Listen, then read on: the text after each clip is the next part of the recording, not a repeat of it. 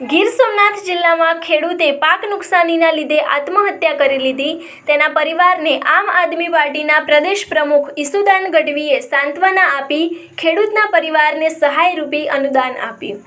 ઉના તાલુકાના રેવત ગામના ખેડૂત પરિવારને ઈસુદાન ગઢવી દ્વારા 51,000નું અનુદાન કરી દુઃખ વ્યક્ત કર્યું। ઉના તાલુકાના રેવત ગામમાં આવેલા ખેડૂત પરિવાર પર દુઃખદ ઘટના બની હતી। 9 વીઘાની મગફળીના પાક પર અણધાર્યા કમોસમી વરસાદને કારણે મોટું નુકસાન થયું હતું, જેના લીધે એક ખેડૂત ગફારભાઈ ઉનડજામે કૂવામાં કૂદીને જીવન ટૂંકાવ્યું। ખેડૂતે આત્મહત્યા કરી, જેની ઘટનાની જાણ મળતા ઈસુદાનભાઈ ગઢવી મૃતક ખેડૂતના પરિવારની મુલાકાત માટે પહોંચ્યા અને તેમને માનસિક સહારો આપ્યો। સાથે જ પરિવારને 51,000 રૂપિયાનું અનુદાન પણ આપી તેમના કષ્ટમાં સહાનુભૂતિ વ્યક્ત કરી। તેમજ મુસ્લિમ સમાજના પ્રમુખ મુન્નાભાઈ ઉનડજામ દ્વારા ખેડૂતના પરિવારને 1 લાખનું અનુદાન આપવામાં આવ્યું। ઈસુદાનભાઈ ગઢવીના આ પગલાંએ ખેડૂત પરિવારો માટે તેમની પ્રતિબદ્ધતા અને સમાજ સેવાના ભાવને ઉજાગર કર્યું। મારું નામ મુન્નાભાઈ ઉનડજામ છે। ઉના તાલુકા સમસ્ત મુસ્લિમ સમાજની ફરજ બજાવું છું। આ રેવત ગામે જે બનાવ બનેલ એ બાબતમાં અમારા કુટુંબીજનો શેર મામદભાઈ જે બનાવ બનેલ ત્યારે અમને જાણ કરેલી। અમે અમારી ટીમ સાથે પીઆઈ રાણા સાહેબને પણ જાણ કરી કે ભાઈ એક આવો રેવત બનાવ બની ગયો છે। એ બાબતમાં રાણા સાહેબે પ્રશાસનને, મામલતદાર શ્રીને, ટીડીઓ સાહેબને જાણ કરેલી અને અમે સ્થળ ઉપર પહોંચ્યા। સ્થળ ઉપર પહોંચ્યા પછી જે 2-4 કલાક પછી જે પાણી કૂવામાં ખાલી કરતા ગફારભાઈ ઉનડજામની ડેડ બોડી બહાર કાઢવામાં આવી અને બહાર કાઢ્યા પછી ગ્રામજનોની પાસે પૂછવામાં આવ્યું કે ભાઈ આનું કારણ શું? તો કારણ બધાય ગ્રામજનોનું કહેવાનું એવું હતું કે ભાઈ ગફારભાઈ થોડાક ડિપ્રેશનમાં હતા, થોડાક તકલીફમાં હતા કે આ વરસાદ કમોસમના કારણે જે વરસાદ થયેલો એનો પાક નિષ્ફળ જવાથી તે આવું ગામમાં વાતું કરતા કે હવે શું કરશું, પરિસ્થિતિ બહુ ખરાબ છે, મારા માથે 3,72,000 જેવું મંડળીનું લેણું છે, તો મારે હવે આ પાક નિષ્ફળ ગયો તો હું શું કરીશ, એવા આવા ડિપ્રેશનમાં આવી અને આવું સુસાઇડ પગલું ભર્યું છે।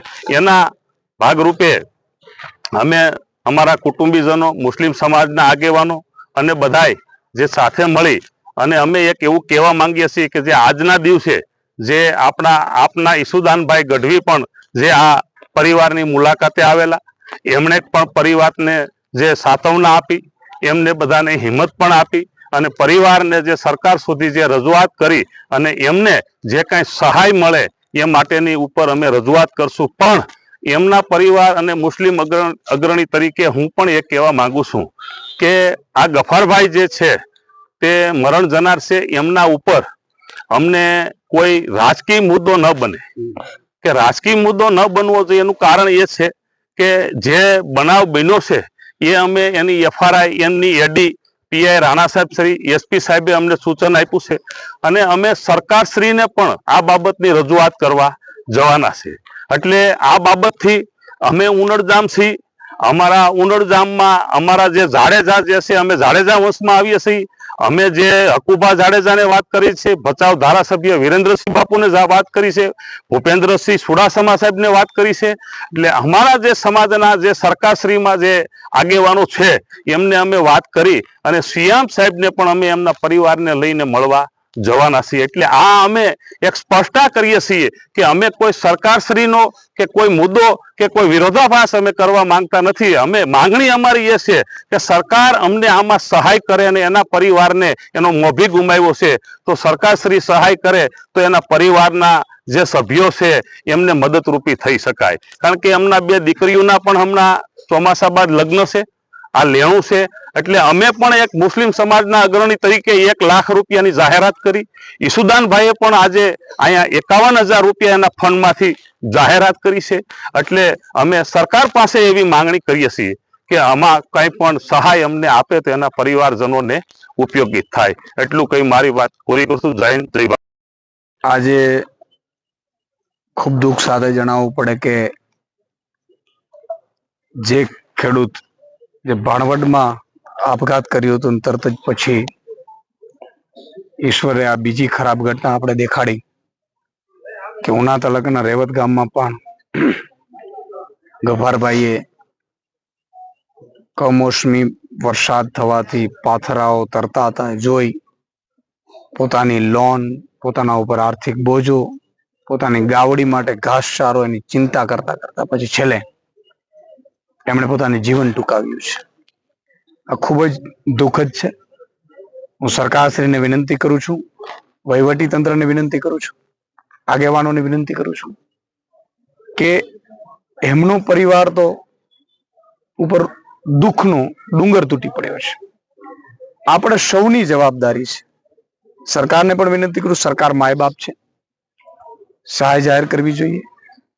સાથે સાથે હવે સરકારે એવી નીતિ બનાવવાની જરૂર છે કે મારો કોઈ ખેડૂત પગલું ભરવાની જરૂર ન પડે, અને એવી નીતિ બની શકે એમ છે.